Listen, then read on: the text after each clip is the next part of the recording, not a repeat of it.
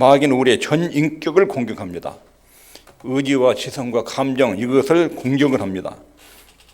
1차적으로 지성을 공격하고 또 경험과 체험 영역을 공격을 하고 그리고 생활과 적용 부분을 공격을 합니다. 하나님의 말씀을 듣고 실천하려고 할 때 그 부분에서 사단이 우리를 헷갈리게 혼동을 일으킵니다.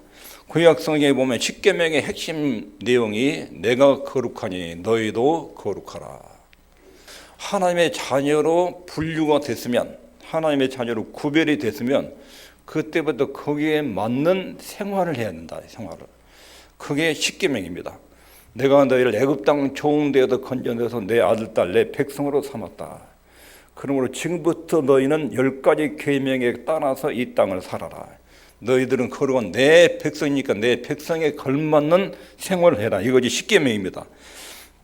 기독교 윤리는 하나님의 백성이라는 신분의식에서 나옵니다. 나는 하나님의 자녀다. 하나님은 내 아버지다. 이 신분의식에서 윤리가 나옵니다. 하나님에 대한 신적 개념, 믿음의 대상, 믿음의 내용이 분명하지 않으면 그 윤리가 나오지 않습니다. 신약 성경에서는 이것을 더 명료하게 말합니다. 산상수훈에서는 예수님께서 주님의 제자들에게 너희들이 내 자녀들이 됐으니까 이렇게 살아라. 이렇게 말씀하시면서 5장 16절에 이같이 너희 빛을 사람 앞에 비추게 하여 저희로 너의 착한 행실을 보고 하늘에 계신 너희 아버지께 영광을 돌리게 하라. 너희들이 하나님의 아들, 딸이 됐기 때문에 살아야 될 방법을 내가 상세하게 교훈한다. 이것이 마태복음 5장부터 7장까지 있는 산상수훈의 내용입니다. 서신서에 가면 로마서부터 쭉 편지 형식으로 기록된 내용은 성경이 두 가지로 딱 나눠져 있습니다. 앞부분은 교리, 우리 믿음의 대상과 하나님 우리를 위해서 하신 일을 쭉 기록했습니다. 그리고 후반부에는 실천 영역, 믿어야 될 대상과 내용을 먼저 말하고 그 다음에 이렇게 너희들 하나님의 자녀가 됐다면 이렇게 생활을 해라. 실천 부분을 언급합니다. 세상 사람들 눈에는 믿음의 내용과 대상은 안 보이고 그리스도인들의 실천 부분만 눈에 띕니다. 교회 다니는 사람이 뭘 믿는지 믿음의 내용인지는 관심이 없습니다. 그들이 믿는 내용의 밖으로 행동으로 말로 나오는 것만 눈에 띕니다. 행동의 문제는 모순이 생기면 아주 예리하게 짚어내고 방송에 언론에 떠들어대고 기독교 라디오 얼마나 난도질하는지 모릅니다. 사단이 노리는 것입니다. 이것은 앞으로도 계속될 것입니다. 그래서 예수 믿는 사람들의 삶 속에 하나님의 백성에 대한 신분의식에서 나오는 윤리, 이것을 주님께서 너의 착한 의식을 가지고 너희 아버지께 영광을 돌리게 하라. 마귀의 공격 경로를 보면 우리의 행위와 처신에 대해서 영향을 끼치는 것으로 공격을 합니다. 인간의 행동을 차고하는 것이 생각입니다. 생각이 잘못되면 행동이 뒤틀립니다. 생각 중에 사단은 우리를 양극단에 치우치도록 유혹합니다. 한쪽 극단은 무율법주의와 도덕주의, 어려운 표현인데요.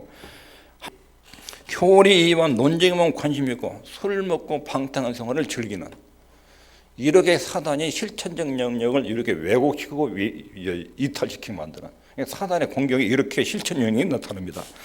또 하나는, 또 다른 극단은 도덕주의입니다. 도덕주의. 이 도덕주의는 믿음의 대상과 진리 부분에 무관심해요. 어떤 진리를 믿는지 그건 논쟁할 필요 없다. 사랑하고 선행하고 이웃 구리하고 이렇게 사는 것이 중요하다. 도덕 윤리 중심에 치중하는 것. 윤리와 도덕에 치중한 믿음의 내용은 변질시키는 것. 이 부분에 대해서 성경이 교훈하기를 에베소 2장 10절에 우리는 그의 만드신 바라 그리스도 예수 안에서 선한 일을 위하여 지으심을 받은 자니 이 일은 하나님의 전에 예비하사 우리로 그 가운데서 행하게 하려 하심이니라. 하나님 우리를 구원하셨는데 선한 일을 위해서 구원하셨다. 여기서 선한 일이라는 것은 하나님 말씀에 순종하는 것을 말해요. 하나님의 뜻에 순종하는 것이 전부 다 선한 거예요. 하나님 우리를 왜 구원했느냐? 하나님의 법에 복종하며 사는 사람이 되도록 해서 우리를 건져냈다. 구원의 목표가 하나님의 선한 일을 위해서 구원했다. 그 가운데서 행하도록 하기 위해서 구원했다. 우리가 선택 교례를 믿으면 하나님의 나라를 그 백성으로 선택했다. 이걸 믿으면 내 삶에서 하나님의 법에 순종하는 것이 당연히 열매로 나타나야 돼요. 선택교회를 믿는데 실천에 연결되지 않으면 사단의 함정에 걸린 거예요. 선택교회를 믿는다면 선한 일을 위해서 지음받았다. 선한 일을 위해서 즉 하나님의 뜻대로 살도록 하기 위해서 나를 하나님의 자기 백성으로 삼으셨다. 이렇게 여기는 것이 당연한 믿음입니다. 고린도 전서에서도 5장 1절부터 2절에 보면 너희 중에 심지어 음행이 땀을 들으니, 고린도 교회 성도들은 학식과 지식과 재능을 엄청 자랑했습니다. 한쪽으로는 교리적인 논쟁을 막 앞서면서 뒤로는 도덕적으로 엄청난 부패, 무율법주의에 빠져 있습니다. 고린도 교인들이. 이런 실천적 영역에 사단이 이렇게 공격합니다. 이런 내용이 로마서에도 나옵니다. 로마서 6장 6절에 우리가 알거냐 우리 옛사람이 예수와 함께 십자가에 못 박힌 것은 죄의 몸이 멸하여 다시는 우리가 죄에게 종로로 타지 아니하려 함이니라. 하나님의 여러분과 저를 구원하신 목적은 죄의 종로로 타지 않고 하나님께 순종하는 사람으로 살도록, 예수 믿기 전에는 하나님의 뜻과 무관하게 사단의 그리고 자기 욕망을 따라서 마음대로 살았는데, 그런 사람을 하나님이 건져내가지고 이제부터는 하나님의 뜻의 인도와 지배를 받는 사람으로, 죄의 종이 아니라 의의 종으로 이렇게 살도록 우리를 부르셨다. 이렇게 로마서 6장 6절에 말씀하십니다. 디도서 2장 14절에는 그가 우리를 대신하여 자신을 주심은, 즉 예수님이 십자가에 죽으신 이유는 불법에서 우리를 구속하시고 우리를 깨끗하게 하사 선한 일을 열심히 하는 친백성이 되게 하려 하십니다. 자, 여기까지 성경 구절들을 보면 우리를 구원하신 목적이 있는데, 그 구원하신 구원의 하나님의 자녀가 되면 그분의 명령과 말씀과 뜻의 지배를 받고 인도를 받는 삶. 그냥 기독교 교리를 즐기는 것으로 머리로 즐기고 생활에는 전혀 관계가 없고 이렇게 사는 것이 아니라, 예수를 믿고 하나님의 자녀가 된 사람은 하나님의 말씀에 늘 인도를 받는 것이, 하루아침에 그것이 완성이 안 되지만 어제보다 오늘, 오늘보다 내일, 작년보다 오늘, 금년보다 내년이 더 좋아지는 하나님의 모습을 계속 닮아가는 것을 목표로 삼고 이렇게 달려가는, 이게 구원받은 사람들의 특징이에요. 마귀가 무율법주의 여기에서 실패하면 그 다음에 다르게 변장해서 우리 생각을 공격합니다. 이게 율법주의입니다. 교회사에 나타난 율법주의 형태는 일종의 금욕주의로 나타났습니다. 하나님의 백성으로 살기 위해서는 자신을 세상으로부터 격리시켜야 된다. 내가 하나님의 백성이 됐고 하나님의 아들이 됐으면 세상은 너무 지저분하고 더러운 곳이니까 여기서는 하나님의 자녀로 살 수가 없으니까 따로 격리해서 다른 곳에 가서 따로 우리끼리 살아야 된다. 이게 금욕주의예요. 그래서 소동운동이라는 게 생겼습니다. 소동운동. 자기 직업 가정을 탈출해가지고 저 사막이나 다른 지역에 가서 믿는 사람들끼리 아침부터 저녁까지 철저하게 자기를 절제하면서 생활하는 거예요. 이게 금욕주의. 이거 이제 디모데전서 4장에서 설명하는데, 디모데전서 4장 1절부터 4절에 보면, 그러나 성령이 밝히 말씀하시기를 후일에 어떤 사람들이 믿음에서 떠나 미혹해 하는 귀신의 영과 귀신의 가르침을 조출이라 하셨으니 자기 양심에 화인 맞아서 외식함으로 거짓말하는 자들이라. 혼인을 금하고 식물을 폐하라 할 터이나. 왜냐하면 성적 행위를 더러운 것, 죄 이렇게 생각했어요. 그러니까 혼인하는 것은 더러운 것. 혼인을 금해라. 식물을 폐하라. 고기 먹으면 안 된다. 채식만 해야 된다. 이런 주장을 펴는 이론이 나온 거예요. 그래서 식물은 하나님의 지으신 바니 믿는 자들과 진리를 아는 자들이 감선으로 받을 것인지라. 이런 유형의 가르침을 뭐라고 하냐면 미혹해 하는 영과 귀신의 가르침, 금욕주의적인 가르침을 귀신의 가르침 이렇게 말하고 설명합니다. 골로새서도 이렇게 말합니다. 2장 18절부터 23절에 보면 쭉 보면 붙잡지도 말고 맛보지도 말고 만지도 말라. 이것을 자의적 숭배, 겸손, 몸을 괴롭게 하는데 지혜 있는 모양이라 오직 육체를 좇는 것을 금하는 데는 유익이 조금도 없다. 금욕주의는 경건하게 살려면 세상이 더러우니까 이보다 같이 어울릴 수 없다. 그래 밖으로 튀어나가는 거예요. 별도로 모여 사는 것입니다. 이러다 보면 예수 믿는 사람의 제대로 직업을 가질 수가 없지요. 예수 믿으면 다 산속이나 기도원이나 소동으로 들어가야 돼요. 제대로 된 신앙생활을 하려면 세상에 오염이 되니까 이탈해도 따로 격리해가지고 살아야 돼요. 그리고 육체 안에 죄가 있다고 여기고 육체를 최대한 학대합니다. 몸에 고통을 많이 줘요. 금식을 많이 합니다. 육체 속에 갇혀 있는 자기 영혼을 구원하기 위해서 모든 면에서 절제하고 억제를 합니다. 그래서 자기 활동과 업적에 의존하는 방법으로 자기 구원을 성취하려고 그러니까 그것을 율법주의라고 그래요. 율법주의. 우리를 의롭게 하는 것은 예수 그리스도를 믿는 믿음으로 의롭게 되지요. 금욕주의의 밑바닥에 깔려있는 정신은 내 업적과 활동과 절제 생활을 통해서 의롭게 만들고 구원에 도달하기 위한, 그래서 율법주의라고 그래요. 금욕주의의 다른 어근은 율법주의예요. 이게 귀신의 가르침이다. 복음 진리를 훼손하는 가르침이다. 이런 것입니다. 심지어는 고린도후서 6장 14절을 오해를 했는데 너희는 믿지 않는 자와 멍에를 같이 하지 마라. 이렇게 오해를 해가지고 예수 믿으면 나의 불신자들과 관계를 다 끊는 거예요. 자기가 소속한 집단에 불신자가 개입하면 바로 탈퇴해요. 믿지 않는 사람과 멍에를 같이 하지 말라 했다고 극단적으로 성경을 해석해서, 여기서 믿지 않는 사람들과 멍에를 같이 하지 말라는 것은 불신자들과 어울리는데 그 사람들의 가치관이나 생활 방식이나 사고 방식을 따라서 처신하지 말라, 그런 뜻이에요. 안 믿는 사람과 어울리지 않고 어떻게 그들에게 복음이 전달됩니까? 그러지 않아요. 세상 속에서 하나님의 자녀로 살면서 그들 속에서 빛과 소금 역할을 감당한 것이 하나님의 백성들의 소중한 역할이에요. 불신자들과 분리되고 세상과 분리되는 것, 이것은 귀신의 가르침이에요. 자, 여기서 율법주의 함정에 걸린 사람들은 비교적 성격이 성실한 사람들이 걸려요. 성격이 꼼꼼하고 성실한 사람이 율법주의 함정에 자주 걸려요. 그다음에 보통 사람들은 무율법주의 함정에 걸립니다. 이 두 가지가 사단이 실천명령에서 노리는 함정수예요. 이론적으로 막 알고 있고 실천은 무시하고, 이게 무율법주의예요. 또 믿음의 내용과 진리는 무시하고 실천적 행동, 사람이 행동이 올바라야지, 이것만 강조하는 거, 이거 율법주의예요. 그러니까 성실한 사람은 후자에 잘 걸리고 보통 사람들은 전자에 잘 걸려요. 많이 아는데 행동과는 연결이 안 돼버려요. 방탕하게 살아요. 보통 사람들이 두 가지 실천적 영역에서 함정수가 사나이 노리는 부분입니다. 그럼 이것을 어떻게 검증해야 되는지, 첫 번째, 이것의 극단적인 한쪽은 태만입니다. 태만. 이 태만은 진리를 자기에게 적용을 하지 않습니다. 듣고 아는 것으로 끝나요. 가정생활, 직장생활, 교회생활, 사람 대할 때, 일 처리할 때, 이럴 때 들은 말씀을 어떻게 적용하고 훈련해야 되는데 훈련시켜야 합니다. 여기 적용을 안 시켜요. 그냥 일단 듣고 끝내버려요. 듣고. 이게 태만이에요. 진리를 자신에게 적용하지 않는 것, 이거 태만한 것입니다. 태만한 거. 야고보서 1장 22절 25절을 보면 그러므로 모든 더러운 것과 넘치는 악을 내어버리고 능히 너의 영혼을 구원할 바 마음에 심긴 도를 온유함으로 받으라.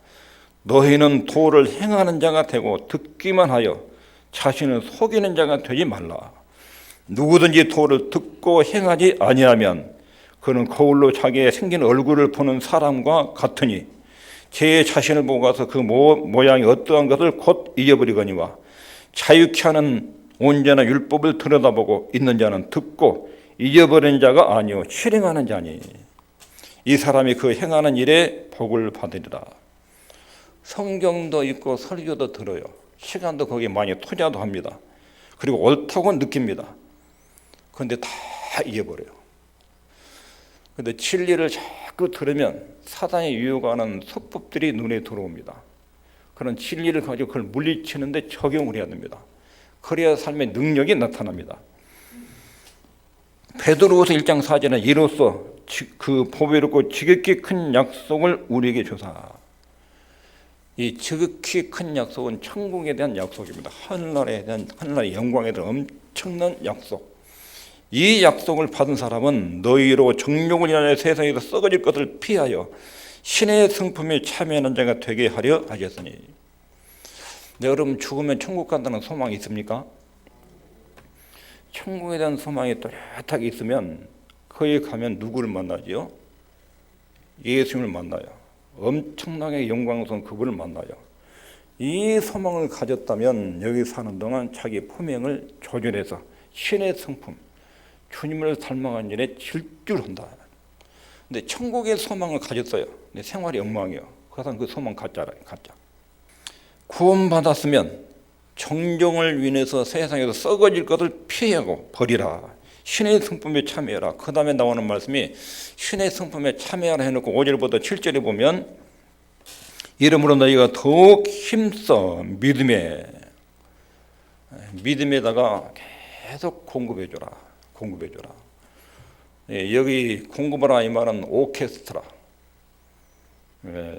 소프라노가 가사를 쭉 끌고 가면 그 밑에 베이스, 테너, 그 다음에 악기들이 쫙 음악을 밀어주듯이 보충해 주듯이 우리 믿음이 막 활력으로 그 몰입이 불타도록 실천적인 행동으로 이렇게 막 활성화되려면 거기다 뭘 공급해야 되냐면 믿음의 덕을, 지식을, 절제를, 인내를, 경건을, 형제 우애를, 사랑을 여기다 계속 공급해줘라. 그리고 이 일에 힘써라. 온 힘을 다해 힘써라. 그러면 너희 구원이 아주 굳건하게 세워진다. 아주 견고하게 그런 신앙의 생활이 된다는 것입니다. 8절부터 12절까지가 그 내용이에요. 너희 더욱 힘써 너희 부르심과 택하심을 굳게 하라. 믿음에다가 이런 요소를 쫙 공급해주면 신앙이 아주 견고해져서 하나님의 나를 택하셨구나. 나는 하나님의 확실한 백성이구나. 이 확신 속에서 하나님의 자연인답게 사는 일이 이루어진다는 것입니다. 더욱 힘쓰라 말을 강조합니다. 우리는 은혜로 구원받습니다. 그리고 성령이 우리 안에 오십니다. 그 다음에 하나님 하신 말씀이 남자답게 강건해라. 전신갑주로 무장해라. 그래야 사단의 공격과 세상의 문화와 밖으로부터 안으로부터 일어나는 공격을 이겨낸다. 이걸 이겨내야 하나님의 자녀의 기쁨과 승리와 이적과 표적들, 그런 능력 있는 사람이 나온다. 그러나 외부로부터 들어오는 사단의 공격, 내 안에서 일어나는 육신의 욕망들 서로 결합되면 교회는 다니기는 다니는데 사람의 맥이 없고 소망도 없고 늘 허무하고 이렇게 폐전병처럼 살게 되는 이런 신앙생활이 된다는 것입니다. 이렇게 하기 위해서 우리는 진리를 배워야 되고 끊임없이 말씀을 읽고 듣고 여기에 시간을 집중해야 됩니다. 기도하는 시간을 확보해야 됩니다. 충분하게 말씀을 듣고 읽어야 됩니다. 듣거나 읽지 않고 믿음이 자라는 경우는 없습니다. 하나님 말씀을 잘 듣고 읽지 않고 은혜 받는 된다. 이건 불가능합니다. 그런데 많은 사람이 먹고 사는데 일하는데 많은 에너지가 시간이 들어가고 그 다음에 남은 시간은 오락, 즐기는 일이에요. 여러분 보통 텔레비 보는 시간이 하루에 몇 시간 정도예요. 그러면 듣는 것이 없으면 우리의 모든 행동은 생각의 결과로 나옵니다. 그 행동이 일어나면 그 이면은 육신적인 생각이 지배하고 있든지 영적인 생각이 지배하고 있든지 그것이 행동과 말로 표현됩니다. 하나님 말씀이 나를 각성시키지 않으면 내가 말하는 것이나 사고하는 것이나 결정하는 것이 누구의 지배를 받습니까? 육신의 욕망의 지배를 받고 행동하고 움직이고 심습니다. 그것이 자기 삶의 열매로, 자녀들의 열매로, 가정의 열매로 미래에 맺히게 되는 거예요. 심은 대로 거둔다. 그러니까 하나님 말씀을 자꾸 듣고 그 말씀에 따라서 묵상을 하고 말하고 행동하고 결정을 내리는. 그래가지고 그것이 심으면 그것이 미래의 자녀들과 가정과 내 미래의 열매로 복으로 나타납니다. 그리고 모이기를 힘써라. 모이기를 피하는 어떤 사람들의 습관과 같이 하지 말고 오직 구원하여 그날이 가까움을 볼수록 더욱 그리하라. 마귀의 공격 경로, 처신의 태만과 거짓 열심, 이거 조심해야 되는데 거짓 열심, 태만의 극단이 이쪽은 태만이에요. 진리를 적용하지 않는 거예요. 한쪽으로 가면 내가 예수를 믿는 데 너무 게으른 것 같다. 이런 양심의 가책이 딱 들면 내가 열심히 한번 주님을 한번 섬겨봐야 되겠다. 그럼 뭔가를 열심히 해야 되겠는데 초점을 잘못 잡아요. 열심히 하는데 뭔가 잘못된 데 초점을 잡고 거기다 에너지를 막 쏟아요. 그래가지고 막 뭔가 열심히 활동을 하고 있으면 그때 제가 꼭 믿는 것 같아요. 하나님께 순종한 것 같고 내가 주님을 기쁘시하는 것 같고 착각을 해요. 그러다 나중에 뚜껑을 딱 열어보면 아니야 그게. 그게 거짓 열심이에요. 거짓 열심. 사단이 속이는 한쪽은 태만, 진리를 듣기만 하고 적용을 안 시켜버려요. 태만. 거기에 대한 양심의 가책이 와가지고 한쪽으로 딱 옮겼는데 열심, 뭔가 막 열심히 했는데 이게 하나님 원하시는 열심이 아니에요. 그것을 한번 살펴보겠습니다. 거짓 열심. 거짓 열심의 핵심은 이것입니다. 읽겠습니다. 시작. 영적 성장과 발전을 방해하는 열심. 이게 거짓 열심이에요. 세속적인 일에 열심히 빠지게 만듭니다. 하나님을 의존하는 대신에 활동, 조직, 단체, 행사, 교회 행사를 만들어가지고 막 기도 말씀 안 읽어요. 예배 서울이에요. 그 활동에 몰입을 해요. 활동에. 내가 주님께 충성한다. 이렇게 속아요. 근데 그 활동 때문에 예배와 말씀과 기도가 무너져요. 사단이 아주 광명의 천사로 우리를 치는 부분이에요. 하나님을 의존하는 대신에 활동을 믿어요. 조직과 단체를 의존해요. 열심히 좋은데 이 열심이 세상적인 열심이에요. 꾸물거리면서 아무것도 하지 않고 있다. 이런 양심의 가책이 있는 사람은 내가 열심히 주의 일에 봉사했다. 그러면서 열심을 내는데 지나치게 바쁘게 살아요. 기도 모임, 전도 모임, 친교, 분위기, 활동, 조직, 단체 이런 데 가입해가지고 막 뛰어다녀요. 아주 분주하게 뛰어다녀요. 그러나 개인적으로 기도하는 시간이 거의 없어요. 조용히 하나님 말씀을 듣는 시간도 없어요. 종교 활동에 막 뛰어다녀요. 거기다가 몰입을 해서 그래 내가 열심히 봉사하고 충성하고 있나 보다. 이렇게 교회 활동을 하다가 그 사람이 이사를 가요. 이사를. 그럼 조직과 활동 자기 배경이 딱 사라지죠. 그러면 교회 안 나가버려요. 그러니까 사단에게 속은 열심이에요. 이게 거짓된 열심이에요. 잘못된 열심은 게으름만큼이나 태만만큼이나 악한 거예요. 이거 굉장히 조심해야 돼요. 건전한 신앙 이겠습니다. 시작. 듣고 깨달은 말씀을 적용하며 사는 신앙. 하나님 말씀을 잘 경청하셔야 돼요. 잘 경청해야 돼요. 그럼 하나님의 심정을 알아요. 하나님 뭘 원하는지, 그분이 어떤 분인지. 그러면 진짜 하나님이 기뻐하는 행동이 나와요. 최고로 하나님이 기뻐하는 헌식은 하나님 말씀을 잘 경청하고 들으면 눈에 딱 들어와요. 하나님의 이름 보이고 이걸 기뻐해 주는구나. 그리고 행동이 나와요. 그 행동이 윤리인데 그 윤리가 세상에 따라올 수 없는 수준의 윤리로 올라가요. 하나님을 아는 것만큼 이게 건전한 신앙입니다. 하나님의 말씀을 듣는 것, 깨닫는 것. 여러분 신앙의 기본은 하나님 말씀을 잘 읽고 묵상하고 기도하고 이것이 빠진 채로 종교 활동하는 거 다 건불들이에요. 건불들. 하나님을 모른 채로 막 이곳저곳 뛰어다니는 거. 거짓 열심들이에요.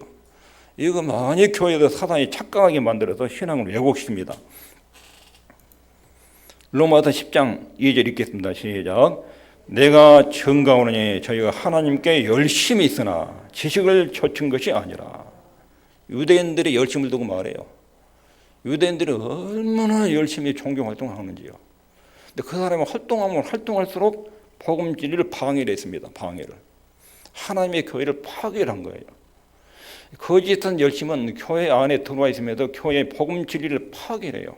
사람들과 관계 갈등이 많이 일으켜나요. 마찰이 많이 일어나요. 파당을 만들어요. 이런 열심들이 그런 부작용을 일으킵니다. 참된 열심은 듣고 깨닫고 말씀을 적용하고 사는 이게 건강한 신앙입니다. 마귀는 사람을 태만하도록 유혹합니다. 너 교회 가서 말씀 들어라. 감상하고 끝내라.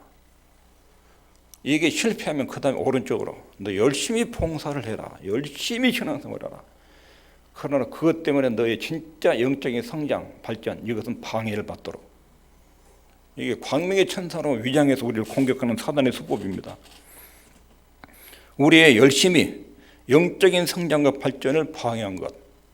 즉 내가 뭔가 열심히 하는데 예배와 하나님과의 바른 관계와 깊은 교제가 훼손되고 있다. 그럼 그거 잘못된 거예요. 교회 신앙의 원리는 하나님 말씀과 예배에 집중해야 돼요. 기도와 말씀에 집중해야 돼요. 그러면 성령께서 내 몸을 쓰셔요. 그때 나오는 봉사가 진정한 봉사와 열심으로 열매를 맺히는 것입니다.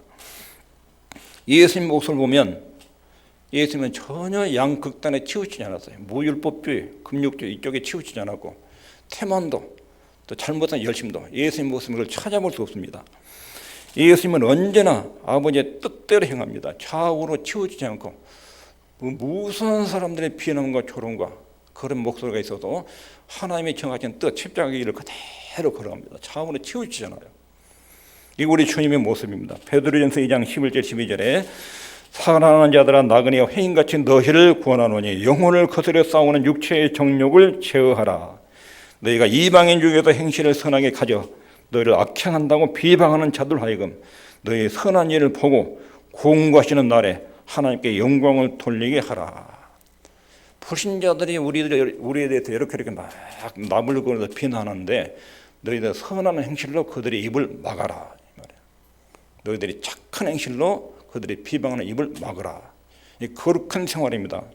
오늘 말씀을 정리하면 마귀는 우리의 전 인격을 공격합니다. 먼저 지성, 감정과 체험 영역, 오늘 부분은 의지적 영역, 실천 영역을 공격하는 것을 들었습니다. 우리의 행위와 처신을 공격을 합니다. 사단이 어떤 방식으로 공격하냐면 머리로만 하고 실천이 없게 만드는 거. 왼쪽이요. 오른쪽으로 가면 진리를 무시하고 윤리운동의 치경에 만드는 거. 복음 진리는 전혀 내용 자체를 무시하고 이단적 내용을 끌어들이고 오로지 도덕적인 표명만 강조하는 거. 이렇게 해서 우리의 행위를 파괴하는 사단의 전략이 있습니다. 우리의 처신을 검증할 때 이 양극단을 조심해야 됩니다. 하나는 태만한 거, 하나님 말씀을 듣기만 하고 적용시키지 않는 거. 이게 사단의 또 다른 공격 내용이고, 또 하나는 거짓 열심, 진리를 떠나게 하는 열심, 영적인 성장을 방해하게 만드는 열심. 사단의 실천 영역에서 우리를 이렇게 유혹하고 있다는 것을 잘 아시고 주의하셔야 됩니다.